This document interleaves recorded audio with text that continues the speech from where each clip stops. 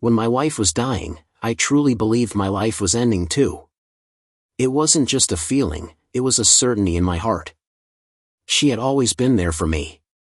No matter where I was in the world, whether I was traveling for work or living far from home, she was always just a phone call away. Even when we lived apart, first in England and later in the United States, I knew I could reach her anytime. Losing that constant presence felt like losing the ground beneath my feet. Linda Trenchard married Tom Jones when she was only 16 years old. She was young, frightened, and pregnant, with no idea what the future would bring. She could never have imagined that her husband would one day become one of the biggest music stars in the world. She also never imagined that he would be unfaithful many times throughout their marriage. Despite knowing about the many affairs and public scandals, she stayed by his side for 59 years. She stayed quiet while rumors grew louder and headlines piled up. Then came the devastating news from doctors. Her illness was aggressive and moved quickly. Even as the pain worsened, she refused strong painkillers because she wanted to stay awake. She wanted to talk.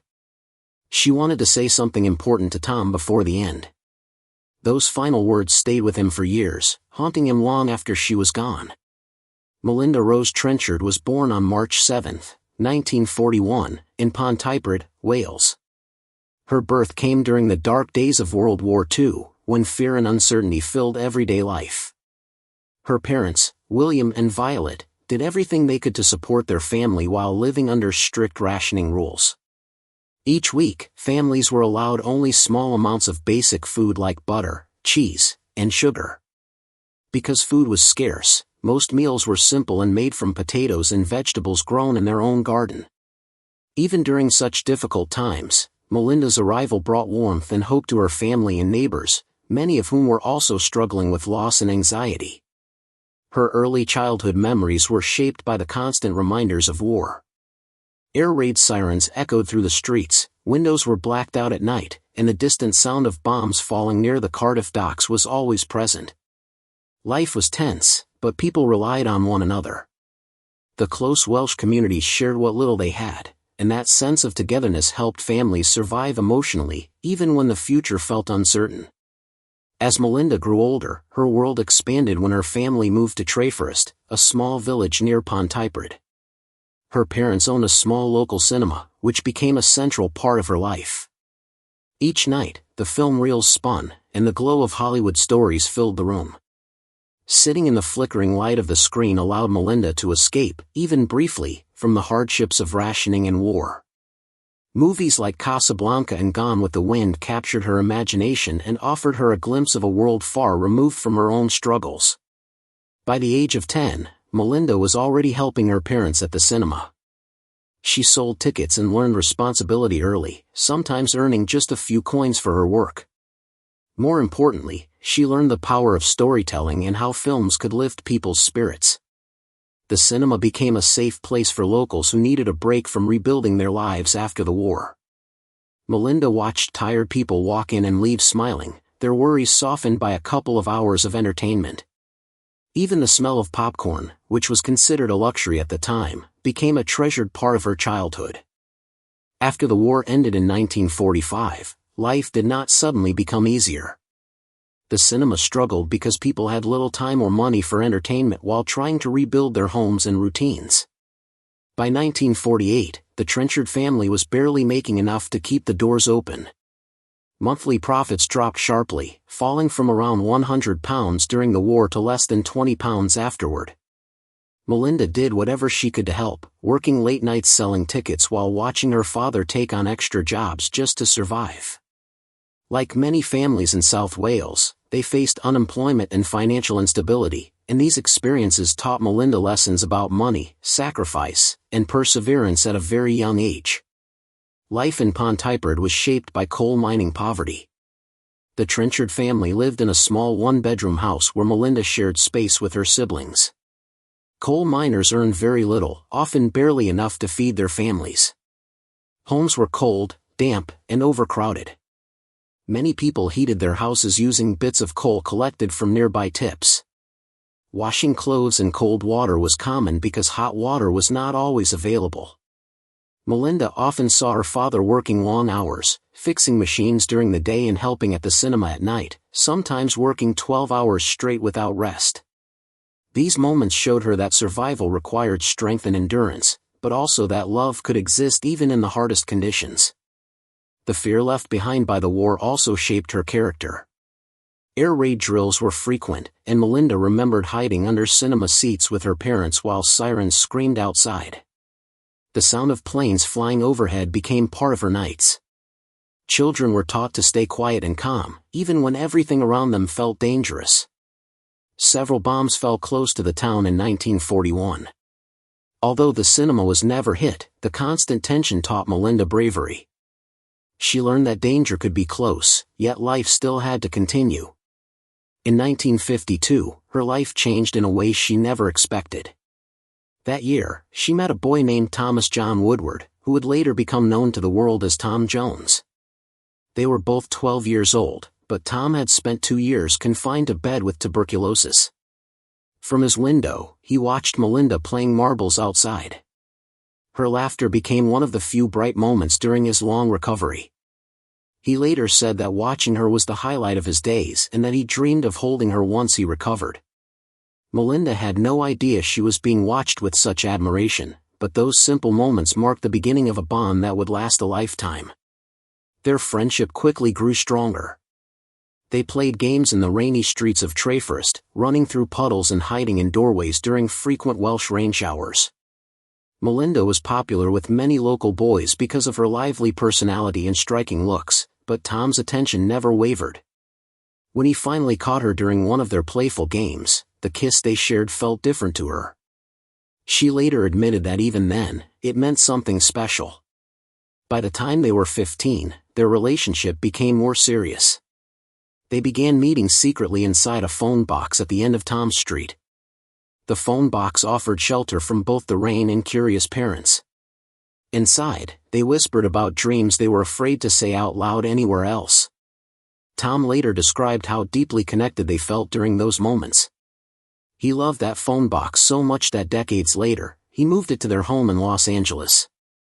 Those quiet meetings, filled with shared hopes and stolen kisses, laid the foundation for a marriage that would last nearly 6 decades.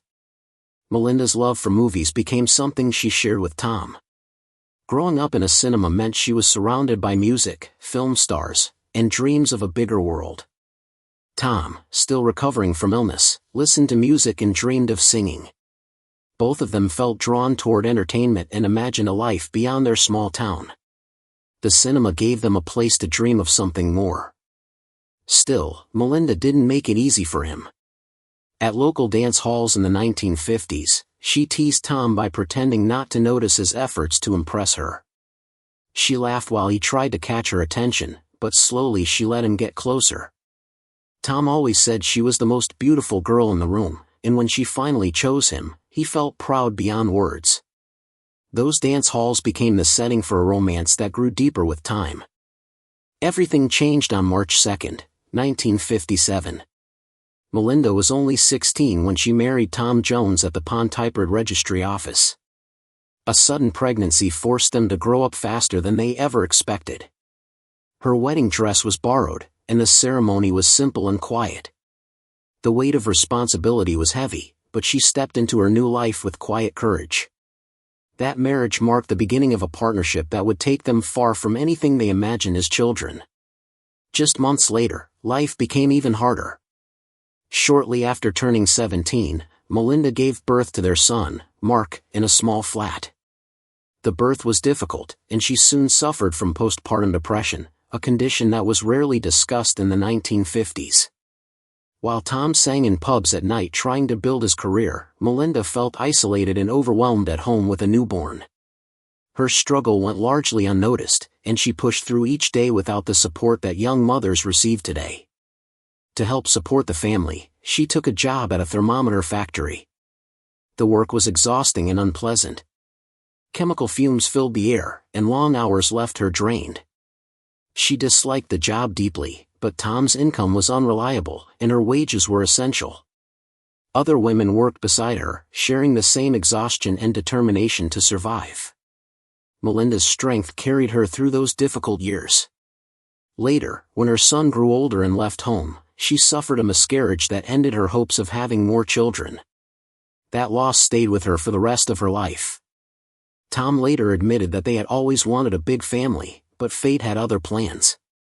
The grief from that loss blended with years of hard factory work and left a mark she never fully healed from. In the factory, Melinda worked full shifts handling fragile glass, a job that required patience and precision. Each week, she carefully saved her wages because she knew exactly where the money needed to go. Tom had been taking singing lessons since he was young, and those lessons were expensive. Even when her hands ached and her body was exhausted, she kept working because she believed in his talent and dreams. As the years passed, she faced constant pressure and unfair treatment at work. Women dealt with sexism and harsh judgment, especially if they became pregnant. When Melinda became pregnant again, she endured cruel remarks and the fear of losing her job. After her miscarriage, there was no time off or protection. She returned to work quietly, carrying her pain alone, as many women in post-war Britain had to do. By the early 1960s, her dedication finally earned her a supervisor role. She trained new workers and helped keep her team safe in a factory environment filled with glass dust and health risks. Even as she worked long hours, she saved money to buy a used car. That car allowed her to drive Tom to auditions across South Wales, sometimes traveling long distances in a single day. Every mile represented another chance for him to succeed. When Tom's song "It's Not Unusual" became a hit in 1965, Melinda left the factory behind. Years of hard labor stayed with her, but she stepped into a new life shaped by his success. Soon after, they moved to Los Angeles, bringing with them memories of their beginnings, including the red phone box that once sheltered their teenage dreams. Through all the fame and noise, Melinda held on to those reminders of home, grounding herself in the love that started it all. In their new home in Beverly Hills, Melinda suddenly found herself surrounded by famous faces and powerful people. During the late 1960s, their mansion was often filled with stars who came and went during glamorous gatherings. Diana Ross, members of the Supremes, and many other well-known figures walked through their doors. On the surface, it looked like a dream life. But Melinda often hid her hands, rough with calluses from years of factory work, a quiet reminder of the life she came from. She tried her best to fit into Hollywood society, but deep inside, she often felt like she did not belong. Homesickness followed her through the large rooms of the mansion. The house itself became a strange mix of American luxury and Welsh memories. It was both a place of safety and a constant reminder of everything she had left behind. To give herself some balance and independence, she took a job at a local bank. The work helped her feel useful and allowed her to take control of the financial side of Tom's rapidly growing career. His early royalty checks came with complex paperwork, and government tax authorities were already watching him closely. Melinda's careful banking skills helped protect the family from serious trouble and brought structure to the chaos that often comes with sudden fame. She managed their money with the same care she once used when saving for Tom's singing lessons back in Wales. At the same time, she raised their son, Mark, with strong values. She taught him discipline, punctuality, and the importance of staying grounded, no matter how wealthy or famous his family became. Those lessons shaped him deeply, and by the 1980s, he stepped into the role of Tom's manager. Melinda's steady guidance lived on through her son, helping him make thoughtful decisions in a world full of pressure. To cope with the overwhelming change from Wales to Hollywood, Melinda created a private space inside their home. She turned one room into a small cinema filled with classic films from her childhood. She watched those movies often, especially when the noise and attention of Hollywood became too much. That room became her personal escape, a place where she could breathe, remember who she was, and find comfort in familiar stories. It reminded her of the simple joys that shaped her early life and helped her stay emotionally steady. Her quiet strength was tested again as Tom's affairs became more widely known. In 1968, he admitted to sleeping with hundreds of women each year. Melinda discovered the full extent of his behavior through hotel receipts and notes left among his belongings. One night, overwhelmed by pain and anger, she confronted him and struck him hard enough to leave his jaw bleeding. Tom later said it was the only time she ever became physically violent, but even then, she never asked for a divorce. She knew what happened backstage and chose to endure it, separating the hurt from the home life she had built. She treated emotional pain the same way she once endured long factory shifts, taking it quietly and moving forward. One of the most painful chapters came with Tom's 2-year affair with Mary Wilson from the Supremes. Melinda found love letters in his tour bag but said nothing. Because interracial relationships were heavily judged at the time, the affair quickly became public. The tabloids followed every detail, and Melinda carried the embarrassment and heartbreak in silence. She refused to confront Tom publicly or respond to the press. Instead, she folded her pain inward and kept going, believing that survival sometimes meant silence. Another blow came in 1988, when Tom had a brief relationship with Catherine Berkery that resulted in the birth of a son, Jonathan. At first, Tom denied being the father, but a court later ordered a paternity test that confirmed the truth. He was required to pay child support and additional expenses. Melinda helped manage the situation behind the scenes, even handling payments meant to keep the issue quiet. Despite this, Tom never formed a relationship with Jonathan, who grew up feeling abandoned. Melinda carried the weight of that outcome as well, without public complaint. One of Tom's relationships ended in tragedy when Marjorie Wallace, Miss World 1973, tried to take her own life after he ended their affair. She took pills from Tom's bathroom and fell into a coma, spending a week in intensive care. Melinda learned about it through tabloid headlines, which she immediately burned to erase them from her home. When she confronted Tom, her pain finally erupted. She hit and kicked him, releasing years of suppressed anger. Tom later admitted that Marjorie was the closest he ever came to loving someone else, but he still insisted that Melinda was the one he always returned to. Throughout all these years, Melinda lived by an unspoken rule. She never questioned his affairs, never demanded explanations, never wrote letters while he was on tour, and never investigated the women in his life. She protected the image of their marriage with fierce determination. Friends admired her strength, knowing how much she carried alone. She lived in silence not because she was weak, but because she believed love required endurance. Their marriage lasted 59 years because she chose to bear the weight quietly, even as the world around them constantly changed. Her health struggles began long before the end. In the mid-1970s, she was diagnosed with lung cancer at a time when survival rates were low and treatments were harsh. She had been a smoker for years and endured months of chemotherapy that drained her strength. Her hair fell out, she was often sick, and some days she could barely sit upright. While she fought for her life, Tom performed in Las Vegas night after night, rushing home after shows to find her too weak to speak. He later said watching her waste away was one of the most helpless feelings of his life. Against the odds, she survived, something doctors considered remarkable at the time. In the early 1980s, she beat cancer again using experimental treatments in Los Angeles. These treatments saved her life but left permanent damage to her lungs. Years of smoking and chemical exposure had already weakened them, and soon emphysema followed. By the late 1980s, her breathing was severely limited, and she relied on oxygen tanks just to move around the house.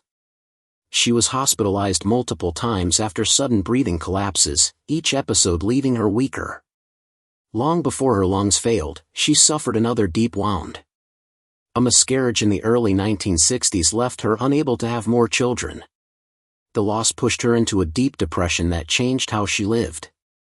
Over time, she withdrew from public life. By the 1980s, she rarely left the house, skipping award shows and public events entirely.